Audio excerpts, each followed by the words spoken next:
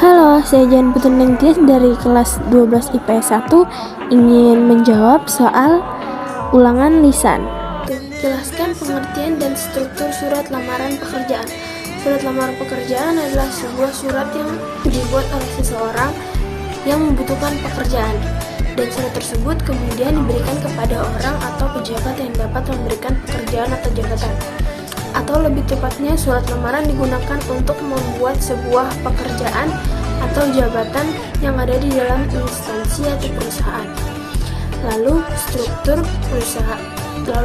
surat lamaran pekerjaan yaitu tempat dan tanggal, pembuat surat lamaran pekerjaan, lampiran, perihal, alamat surat, salah pembuka, alinea pembuka, alinea isi, alinea penutup, salah penutup, tanda tangan, dan nama terang. Jelaskan teks sejarah dan teks cerita sejarah.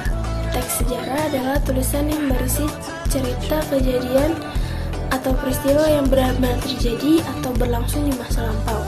Sedangkan teks cerita sejarah adalah kisah imajinasi tokoh atau latar sejarah yang benar-benar terjadi. Jelaskan unsur intrinsik dan ekstrinsik dalam cerita. Unsur intrinsik merupakan unsur yang ada di dalam cerpen itu sendiri. Sementara untuk unsur ekstrinsik merupakan unsur yang terdapat dari luar cerpen tersebut. Unsur intrinsik terdiri dari tema, tokoh dan penokohan, alur atau plot, latar, sudut pandang, gaya bahasa, dan amanat.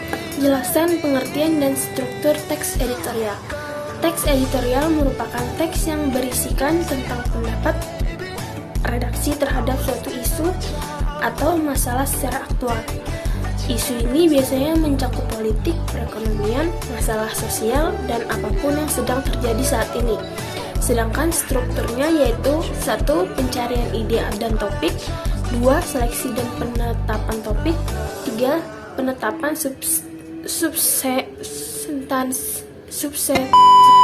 penetapan substansi, 4. Proses penulisan. Soal nomor 5. Jelaskan perbedaan kritik dan esai. Perbedaan kritik dan esai: dalam kritik terdapat deskripsi karya berupa sinopsis atau rangkaian karya yang dibahasa. Sementara esai tidak menyajikan sinopsis atau ringkasan objek atau fenomena yang dibahas. Kritik menyajikan data objektif, sementara esai tidak selalu membutuhkan data objektif. Sekian dari video saya, semoga membantu. Terima kasih.